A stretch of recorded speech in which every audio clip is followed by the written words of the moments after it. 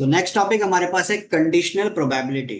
नाम से अपने को समझ में आना चाहिए कि क्या चीज का यूज होगा यहाँ पे, किसी न किसी चीज का कंडीशन का यूज होगा, इसलिए इसका नाम क्या दिया गया है, कंडीशनल प्रोबेबिलिटी।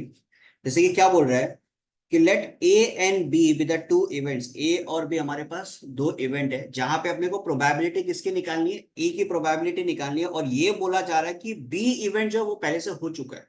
अपने को क्या करना है, दो इवेंट दिया हुआ है, ठीक है, जिसमें से एक इवेंट की प्रोबेबिलिटी निकाले और ये बोला जा रहा है कि दूसरा इवेंट ऑलरेडी हो चुका है। ठीक है, तो उसका निकालने का तरीका क्या होगा हमारे पास। पहला चीज तो रिप्रेजेंटेशन देख किस तरीके से अपन लिखेंगे। It will be P of A by B. A by B जब हम लोग लिख रहे हैं ना, तो ये क्या रिप्रेजेंट कर रहा है कि अपन प्रोबेबिलिटी निकाल रहे हैं किसकी, ए की, जहां पे बी जो है वो ऑलरेडी हो चुका है। अगर वही सिनेरियो को मैं इस तरीके से लिख दूं बी बाई ए, तो क्या समझा जाएगा इससे कि प्रोबेबिलिटी हम लोग निकाल रहे हैं बी का, और ए जो इवेंट हमारे पास वो ऑलरेडी हो चुका है। ठीक है, अब इसका फॉर्मूला क्या बनता है हमारे पास, P of A intersection B. ठीक है, ए और बी के बीच का जो इंटरसेक्शन होगा डिवाइडेड बाय क्या हो जाएगा, जो प्रोबेबिलिटी हम लोग ऑलरेडी निकाल, जो इवेंट सॉरी ऑलरेडी हो चुका है उसका प्रोबेबिलिटी। अब एक क्वेश्चन देखते हैं, उससे क्लियरली पूरा समझ में आ जाएगा कि क्या बोलना चाह रहा है। A coin is tossed 3 times। ठीक है, एक कॉइन 3 बार टॉस किया गया है, जहां पे ई हमारे पास एक इवेंट है जो बोल क्या रहा है कि हेड्स ऑन थर्ड टॉस। क्या आना चाहिए, हेड आना चाहिए तीसरा टॉस पे। क्लियर। और एफ हमारे पास एक इवेंट है जो क्या बोल रहा है, हेड आना चाहिए फर्स्ट 2 टॉसेस पे। अपने को इस जगह पे निकालना क्या है, P of E by F, इसकी वैल्यू निकालिए। अगर हम ई बाई एफ लिखा है, इससे क्या समझ में आ रहा है, प्रोबेबिलिटी किसका निकालना अपने को, ई का निकालना है, जहां पे एफ इवेंट ऑलरेडी अकर हो चुका है। ठीक है, तो सबसे पहले इस पूरा सिनेरियो का हम लोग बनाते हैं सैंपल स्पेस। एक कॉइन को 3 बार टॉस किया गया है, तो क्या क्या सिनेरियो बनेगा, head tail head, tail head, head head head, head tell tail tail. Head है, head tell tail, tail head, tail head head, tell tail tail tail. ये 8 पॉसिबल केसेस है हमारे पास। ठीक है, जिसके अंदर ई इवेंट जो है वो क्या बोलना चाह रहा है कि हेड आना चाहिए तीन थर्ड टॉस पे। हेड आना चाहिए कहां पे, थर्ड टॉस पे। तो थर्ड टॉस पे अगर हेड आएगा तो हमारे पास क्या क्या सिचुएशन बन सकता है, हेड टेल हेड, उसके बाद में टेल हेड हेड, उसके बाद में हेड हेड हेड, और क्या बन सकता है, टेल टेल हेड। इसके सिवा और कोई केसेस बन सकता है क्या, नहीं बन सकता। क्लियर ये चीज। एफ इवेंट क्या बोल रहा है कि हेड आना चाहिए फर्स्ट 2 टॉसेस पे। फर्स्ट 2 टॉसेस पे हेड आने का मतलब क्या हो गया कि एक सिनेरियो हमारे पास बनेगा ये, ठीक है, दूसरा सिनेरियो हमारे पास क्या बनेगा, हेड है, ये तो हो गया हमारे पास हेड हेड टेल। ठीक है, दूसरा सिनेरियो हमारे पास बनेगा हेड हेड हेड का। और कुछ है, नहीं, ये दो ही केसेस बन सकता है। बोलो क्लियर है ये चीज।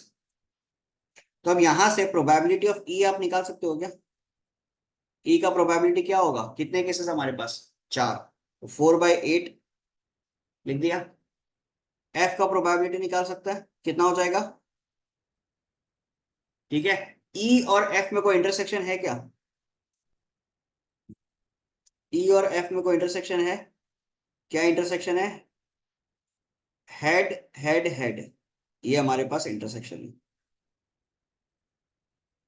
तो क्या आ जाएगा हमारे पास इसका प्रोबेबिलिटी 1/8। कोई दिक्कत यहां तक।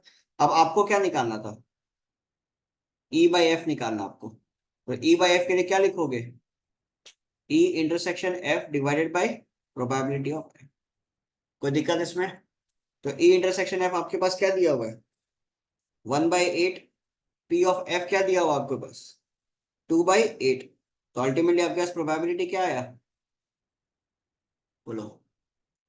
इस कंडीशन पे हमारे पास प्रोबेबिलिटी क्या है, बोला क्या कि भैया आप ई का प्रोबेबिलिटी निकालो जहां पे एफ इवेंट ऑलरेडी हो चुका है। समझ में आ रहा, बाकी केसेस में क्या होता, कंडीशंस कुछ नहीं होता, सीधा सीधा अपने को निकालना पड़ता। बट इस जगह पे क्या बोला गया था, आपको ई का प्रोबेबिलिटी निकालना, जहां पे सिनेरियो दिया था हेड क्या आ रहा है, तीसरा टॉस पे आ रहा है। ठीक है, जहां पे ये बोल दिया कि एफ इवेंट जो है वो पहले से हो चुका है, तो उसके लिए अपने को क्या करना पड़ेगा, ई और एफ के बीच में कॉमन क्या है, सबसे पहले तो वो निकाला, ई और एफ के बीच में कॉमन क्या वो निकाला और डिवाइड कर दिया किससे, जो हमारे पास ऑलरेडी आ चुका है। क्लियर है, तो ये आ गया हमारे पास कंडीशनल प्रोबेबिलिटी का सिनेरियो। तो दिक्कत यहां तक ठीक है। नेक्स्ट इसके पीछे कुछ प्रॉपर्टीज है, देखते एक एक करके।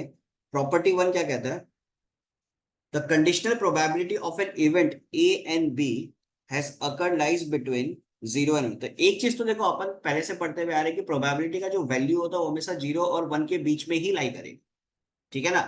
तो इसके लिए कोई नया बात नहीं है, ठीक है। तो यहाँ पे कंडीशनल लगाया ना, तो उसके पीछे समझो सिनेरियो क्या क्या बन सकता है। ये चीज अपने को पता है कि ए इंटरसेक्शन बी जो है वो हमेशा क्या होगा, एक बड़ा सेट का सबसेट ही होगा ना। ऑब्वियस सा बात है, A intersection B is nothing but a common of A and B, तो वो हमेशा ए या बी ये दोनों में से किसी का सबसेट ही होगा। हम लोग यहाँ पे लिखा है A intersection B subset of B, ये भी लिख सकता है A intersection of B subset of A, उसमें भी कोई इशू नहीं है, ठीक है। दोनों तरफ हम प्रोबेबिलिटी लगा दिया, ठीक है ना। Because probability of A intersection B तो प्रोबेबिलिटी ऑफ बी से छोटा ही होगा, अगर सबसेट है तो एनी डे उसका प्रोबेबिलिटी छोटा होगा। हम लोग क्या किया, दोनों तरफ लेफ्ट और राइट पे दोनों तरफ पीबी से डिवाइड कर दिया, लेफ्ट में भी पीबी से डिवाइड कर दिया और राइट में भी पीबी से डिवाइड कर दिया। प्रोबेबिलिटी ऑफ पी से जब हम डिवाइड किया तो हमारे पास राइट साइड में क्या आ जाएगा, 1 आएगा ना, PB by PB it will be 1। अब इसकी जगह अपन क्या लिख सकते हैं, इसकी जगह अपन क्या लिख सकते हैं, कंडीशनल प्रोबेबिलिटी लिख सकते हैं, P of A by B. तो एक चीज क्लियर हो गया कि P of A by B का जो वैल्यू होगा वो क्या होगा, 1 से छोटा या 1 के बराबर, ये अपन ने प्रूव कर दिया, आया ना। दूसरा सिनेरियो लेते हैं, जहां पे हम लोग ये बोल सकते हैं कि P of A intersection B का जो वैल्यू होगा वो या तो 0 होगा या 0 से बड़ा होगा। क्लियर है, या तो वो 0 होगा या 0 से बड़ा होगा, ऑब्वियस सा बात है, ठीक है। तो अब इस केस के अंदर हम लोग क्या किया, दोनों तरफ पीवी से डिवाइड कर दिया। अब एक चीज और रखा है कि पीवी ग्रेटर देन 0 होना पड़ेगा, पीवी 0 के बराबर नहीं हो सकता, ये हमेशा याद रखना। कंडीशनल प्रोबेबिलिटी में जो भी चीज डिनोमिनेटर में है, जो भी प्रोबेबिलिटी डिनोमिनेटर में है, वो 0 के बराबर नहीं हो सकता। वो अगर 0 के बराबर हो गया तो ये इम्पॉसिबल इवेंट बन जाएगा। क्लियर चीज, ये इम्पॉसिबल इवेंट बन जाएगा, ठीक है। तो ये कंडीशन भी हमेशा याद रखना कि जो भी डिनोमिनेटर में रहेगा वो हमेशा 0 से बड़ा ही होगा, ठीक है। तो इस तरफ हम क्या किया, पीवी से दोनों तरफ डिवाइड कर दिया, तो यहाँ पे भी मेरे पास कंडीशनल प्रोबेबिलिटी का सिनेरियो आ गया, P of A by B. और ये प्रूफ हो गया कि ये क्या है, 0 से बड़ा। और हम लोग क्या पढ़ा था, क्या होना चाहिए, P of A by B 0 और 1 के बीच में लाई करना चाहिए। हो गया प्रूफ, कोई दिक्कत इसमें, क्लियर। लास्ट प्रॉपर्टी आसान है, ऑलरेडी हम लोग ऐसा पढ़ते हुए आए, बस यहाँ पे तुम्हारा कंडीशनल लग गया इस बोल के थोड़ा सा बदल गया कि if A and B are any two event associated with a random experiment having sample space S and F is any event such that, इस केस में क्या होगा, P of A union B जब हम लोग पढ़ा था, इसका फॉर्मूला क्या पढ़ा था, P A plus P B minus P of A intersection B, खत्म। अब यहाँ पे थोड़ा सा बदला क्या है, ए यूनियन बी के साथ क्या लगा दिए ये लोग, एफ। तो यहाँ पे फॉर्मूला क्या बनता है, P of A by f, मतलब probability of A where f has already occurred plus probability of B where f has already occurred minus probability of A intersection B where f has already occurred। ये तो normal formula हो गया। अब इस पे अगर हम कंडीशन थोड़ा सा लगा दें, इस पे अगर हम बोल दें कि भाई A और B जो है वो डिसजॉइंट सेट है, समझ में आ रहा है, A और B जो है वो क्या है, डिसजॉइंट सेट है। इसका मतलब क्या हो गया, there will be nothing common, कुछ भी कॉमन उनके बीच में नहीं रहेगा। कुछ भी कॉमन अगर नहीं है तो इससे क्या समझ में आता है कि इंटरसेक्शन क्या हो जाएगा, 0। तो उस केस के अंदर अपन क्या लिख सकते हैं, P of A union B by F is equal to P of A by F plus P of B by F। ये कब पॉसिबल है, when A and B are what, disjoint, ठीक है। लास्ट प्रॉपर्टी हमारे पास है, ऐसा हम लोग पढ़ा था ना, किसी भी चीज का नन अकरेंस अगर पड़ेगा तो 1 में से क्या करते हैं, माइनस कर देते हैं, वही सेम सिनेरियो है, P of A complement by B, ठीक है। क्या हो गया, बेसिकली नन अकरेंस हुआ ना किसी चीज का, तो उसको 1 में से माइनस करके अपन निकाल सकते हैं। सिमिलरली अगर आपके पास ये होता बी कॉम्प्लीमेंट डिवाइडेड बाय, तो आप क्या लिखते हैं, 1 माइनस पी ऑफ, सिंपल, तो ये सारा सिनेरियो था हमारा कंडीशनल प्रोबेबिलिटी का। ठीक है, तो एक्सरसाइज 12.5 का पहला सवाल अपने को क्या दिया हुआ है, if P of A equal to 1/2, P of B equal to 0, then what you can say about P of A by B? Nothing, not defined. भाई P of A by B अगर यदि आप लिखते हो, आपका क्या फॉर्मूला बनता है, P of A intersection B divided by P of B। P of B अगर यदि 0 हो गया, अनडिफाइंड बन गया ना ये, तो आंसर क्या होगा, अनडिफाइंड। नेक्स्ट हमारे पास क्या दिया हुआ है, if A and B are events such that P of A by B और P of P by A ये दोनों बराबर है, आपको क्या प्रूफ करना है, PA इक्वल टू PB। तो ये तो आसान है, P of A by B के लिए आप क्या लिख सकते हो, P of A intersection B divided by P of B, और B by A के लिए B intersection A divided by P of A। A intersection B हो या B इंटरसेक्शन A हो, बात तो एक ही है, कट गया, ये प्रूफ हो गया, P of A और P of B बराबर है। कोई दिक्कत क्वेश्चन नंबर 1 पे? ठीक है, नेक्स्ट हमारे पास दूसरा सवाल क्या आता है, P not a. P not a का मतलब क्या हो गया, पी ए कॉम्प्लीमेंट कितना दिया हुआ है, 0.7। पी बी आपको दिया हुआ है, ये भी 0.7। P of B by A दिया हुआ आपको 0.5। आपको फाइंड क्या करना है, P of A by B और P of A union B आपको फाइंड करना है। ठीक है, P of A by B आपको निकालना है और P of A union B आपको निकालना है। ठीक है ना, तो सबसे पहला काम क्या करो, पी ऑफ ए कॉम्प्लीमेंट दिया हुआ है तो इससे पी ए निकाल सकता है, तो 1 में से 0.7 को माइनस कर दो, कितना आ जाएगा, 0.3। ठीक है, तो P of B by A की जगह अपन क्या लिख सकते हैं, B by A equal to 0.5 दिया हुआ है, तो P of P intersection A divided by P of A equal to 0.5। ठीक है, तो P of B intersection A equal to 0.5 into P A का वैल्यू कितना निकला अपना, 0.3। ठीक है, तो अल्टीमेटली क्या आ जाएगा अपने पास, P of A intersection B क्या आ जाएगा, 0.15। इसमें कोई दिक्कत? अब अपने को पहला कंडीशन क्या निकालना था, P of A by B निकालना था, तो ए बाई बी के लिए क्या करोगे, P of A intersection B divided by P of B. एक में ये सारा चीज सही लिखा है ना, 0.7 ही था ना, 0.7, 0.7, 0.5, हाँ ठीक है। तो पी ऑफ बी, तो ए इंटरसेक्शन बी कितना दिया हुआ, 0.15। पी बी का वैल्यू कितना दिया हुआ है, 0.7। कोई दिक्कत इसके अंदर, 0.15, सो इट विल बी 5 से कटेगा, 5 से इट विल बी 3/14, हाँ या ना, ये समझ में आ रहा है कैसे हुआ, 0.15 डिवाइडेड बाई 0.7, इसको हम लोग ऐसे लिख सकते हैं ना, 15/70। कोई दिक्कत नहीं है, 15/70 लिख सकते हैं। तो 5 से कटेगा तो 3/14, तो आंसर आ जाएगा हमारे पास 3/14। ठीक है, नेक्स्ट अपने को क्या निकालना है, P of A union B. तो इसके लिए क्या लिखेंगे, P A plus P B minus P of A intersection B.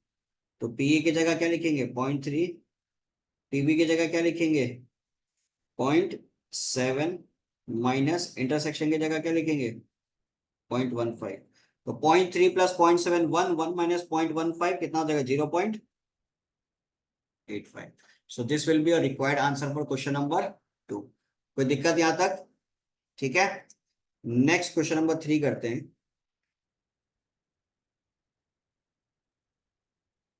Question number 3 पे क्या दिया हुआ आपको, P of A by B given, sorry P of A by B निकालना है।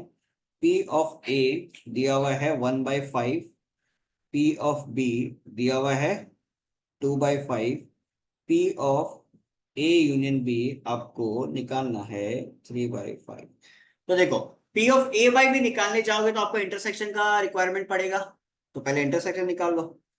तो P of A union B equal to क्या लिख सकते हैं, PA plus PB minus intersection B। 3/5 equal to 1/5 plus 2/5 minus P of A intersection B। ठीक है, ये तो जीरो आ गया। P of A intersection B कितना आ जाएगा, 3/5 इधर है, 2 + 1 3/5, तो इट विल बी जीरो। तो ये अगर जीरो आया तो ऑब्वियस सा बात है P of A by B क्या आएगा, जीरो ही आएगा ना, बिकॉज ऊपर हमारे पास इंटरसेक्शन है, नीचे डिवाइडेड बाई पी भी करेंगे तो zero by anything it will be what, zero only. तो दिक्कत क्वेश्चन नंबर 3 तक क्लियर है। तो नेक्स्ट क्वेश्चन नंबर 4 पे अपने को क्या दिया हुआ है, a die is thrown twice and the sum of number appearing to be 6, sorry, a sum of number appearing is observed to be 6. What is the conditional probability that number 4 has appeared at least once? ठीक है, die को कितना बार फेंक रहे हैं अपन, 2 बार। Clear है, तो sample space का बात करेंगे, सैंपल स्पेस कितना बनेगा 36। कोई दिक्कत इसमें, ठीक है। पहला एक ए इवेंट मान लो कि सम ऑफ नंबर अपियरिंग कितना होना चाहिए 6, और बी इवेंट मान लो कि number 4 has appeared at least once। अब यहां पे देखो आपको निकालना क्या है, what is the conditional probability that the number 4 has appeared at least once. हम लोगों ने ए को माना appearing to be 6 और बी को माना 4 as number appear at least once. तो बेसिकली अपने को क्या निकालना, P of B by A, हाँ या ना, ये निकालना। ठीक है, अब ए पे आते फिर से, the sum of number should be 6। 6 के लिए क्या क्या हो सकता है, 1 5, ठीक है, फिर उसके बाद में 2 4, फिर 3 3, 4 2, 5 1। इससे ज्यादा और कुछ हो सकता है क्या, नहीं हो सकता। ठीक है, तो इसका प्रोबेबिलिटी पे लगे हाथ निकाल ही लेते हैं, कितना आ जाएगा 5/36। फिर बी के केस में क्या हो सकता है, number 4 has appeared at least once, number 4 has appeared at least once. तो एक चीज देखो, 4 का लाइन का तो सब कुछ ही आ जाएगा, आया ना, 4 1 4 2 4 3 4 4 4 5 4 6, ये तो 6 का 6 पूरा आ गया, 1 2 3 4 5 6, ये सारा 4 का नंबर हो गया। ठीक है, और बाकी जितना भी लाइन है 1 1 1 1 2 1 3 1 4, सारे लाइन के अंदर एक बार तो 4 है ही ना, तो बाकी रिमेनिंग कितना हमारे पास 5। क्या क्या हो सकता है वो, 1 4 हो सकता है, 2 4 हो सकता है, 3 4 हो सकता है, 5 4 हो सकता है, और 6 4 हो सकता है। क्लियर है, तो इसका प्रोबेबिलिटी क्या बनेगा फिर, कितना हो गया टोटल, 6 + 5 11/36। कोई दिक्कत। नेक्स्ट, ए इंटरसेक्शन बी निकालते हैं, इनमें कॉमन क्या आएगा मेरे पास, इनमें कॉमन आएगा हमारे पास, एक तो आ जाएगा 2 4, ठीक है, फिर उसके बाद में आ जाएगा 4 2, और कुछ आएगा क्या, नहीं और कुछ नहीं आएगा, 2 4 और 4 2। तो इसका प्रोबेबिलिटी हमारे पास क्या आ जाएगा, P of A intersection B is equal to 2/36। कोई दिक्कत इसमें, क्लियर है यहां तक। नेक्स्ट हमारे पास निकालने के लिए क्या बोला है, P ऑफ B बाई ए निकालने बोला है, तो P ऑफ B बाई कैसे निकालोगे, P of A intersection B divided by P of A कितना है 2/36 divided by P of A कितना है 5/36, 36 36 खत्म, it will B 2/5. So this is your required answer. तो इशू क्वेश्चन नंबर 4 पे clear है सबका?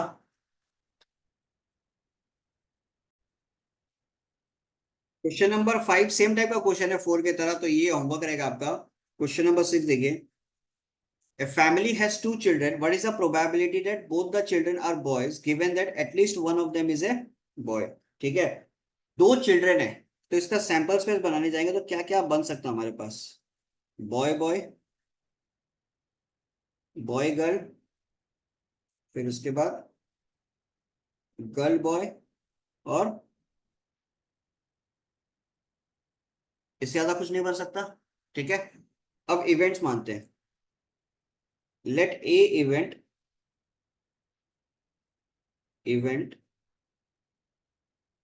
हैविंग कितना बॉयज? 2 बॉयज. और बी इवेंट मानते हैं event at least one is boy. ठीक है, तो ए इवेंट का जब बात करेंगे तो ए इवेंट पे हमारे पास क्या आएगा? Event having 2 boys. 2 बॉयज वाला सिनेरियो क्या है? बी और बी.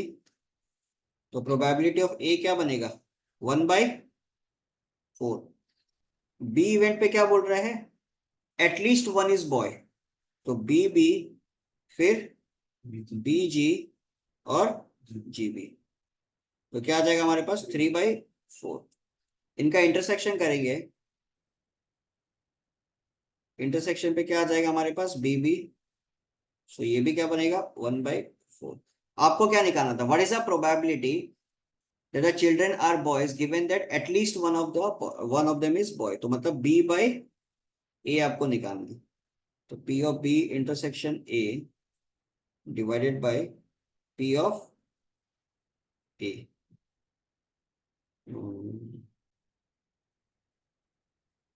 नहीं, उल्टा लिख दिया. What is the probability that both the children are, or both the children are boys? Sorry. A by b. A by b. ठीक है, ये तो श्योर इवेंट बन जाता भाई. A intersection b divided by P B. तो 1/4 divided by 3/4. Answer कितना आ जाएगा? 1/3. क्लियर ये चीज? So this is question number 7, sorry 6.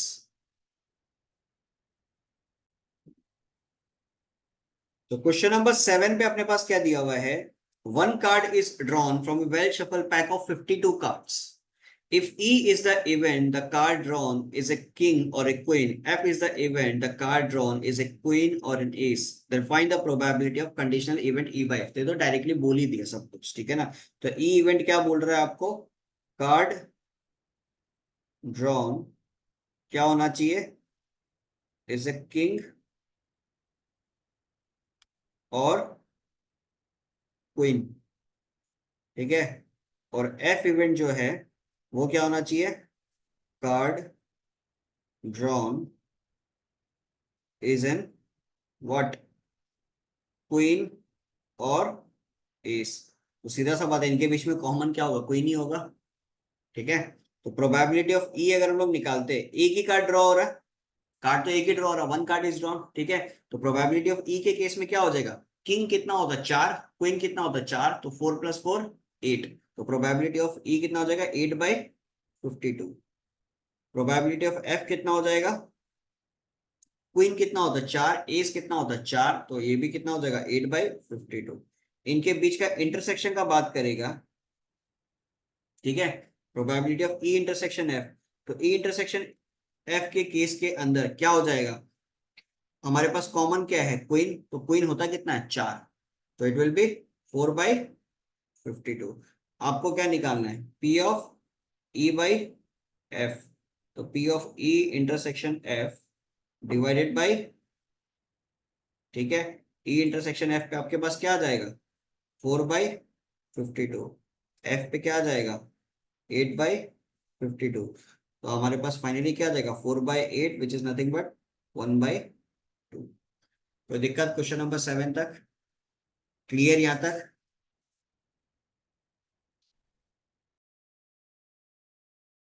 Question number 8 आप लोग के लिए होमवर्क रहेगा। क्वेश्चन नंबर 9 देखिए क्या दिया हुआ आपको। In a certain school 20% of the students failed in English. तो इंग्लिश का प्रोबेबिलिटी फेल होने का है ना, तो ई कॉम्प्लीमेंट ले लेते हैं, it will be 0.2। Then 15% of the student fail in mathematics. तो मैथमेटिक्स का ले लेते हैं, या छोड़िए ई कॉम्प्लीमेंट रहने देते हैं, इसको ई ही रहने देते हैं, ठीक है ना। फेल होने का है ना सब पूरा क्वेश्चन।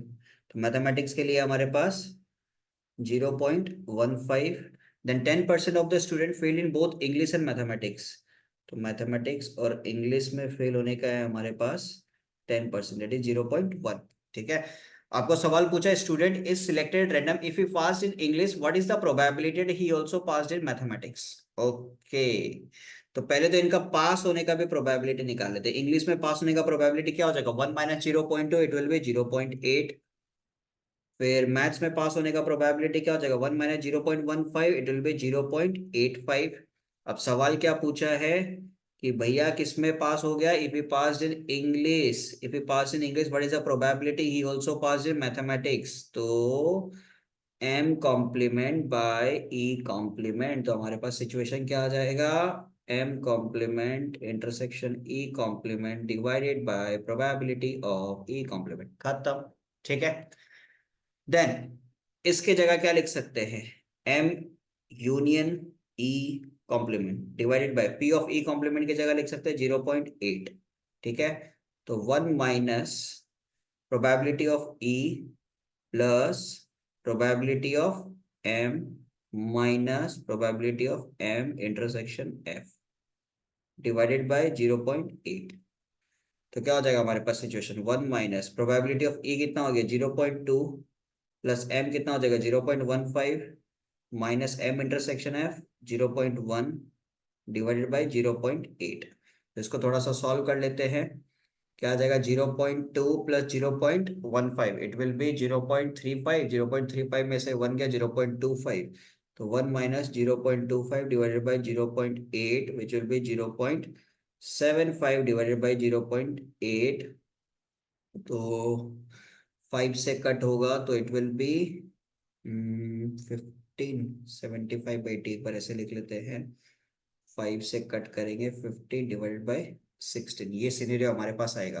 तो आंसर आपको क्या दिया हुआ क्वेश्चन नंबर 9 के अंदर, 15/16 exactly. So this will be our required answer for question number 9। Clear एकदम, ठीक है। नेक्स्ट सवाल हमारे पास आता है क्वेश्चन नंबर 10। 10 में क्या कंडीशन दिया हुआ है, 60% student 60% student read Hindi newspaper, 40% read Tamil and 20% students read both. चलिए पहले तो कंडीशंस लिख लेते हैं। प्रोबेबिलिटी ऑफ हिंदी के लिए क्या लिखेंगे 0.6, प्रोबेबिलिटी ऑफ तमिल के लिए लिखेंगे 0.4, और दोनों के लिए लिखेंगे h इंटरसेक्शन t, दोनों के लिए लिखेंगे क्या 0.2। करेक्ट है।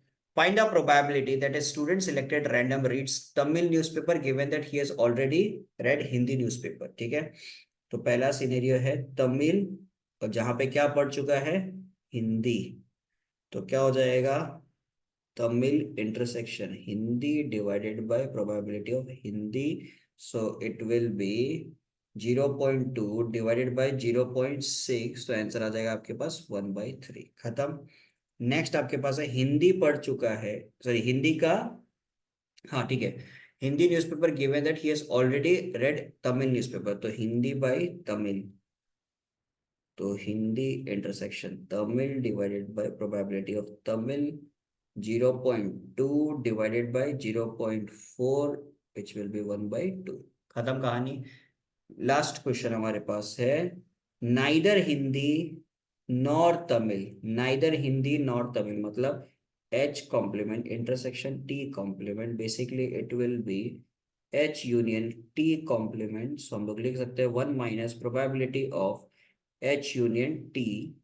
तो हमारे पास क्या आ जाएगा 1 माइनस प्रोबेबिलिटी ऑफ हिंदी है 0.6 प्लस 0.4 माइनस 0.2, तो 0.6 प्लस 0.4 हो गया 0.8, 0.8 माइनस 0.2 हो गया 0.6, 1 माइनस 0.6 हो गया 0.4, सो इट विल बी 4/10।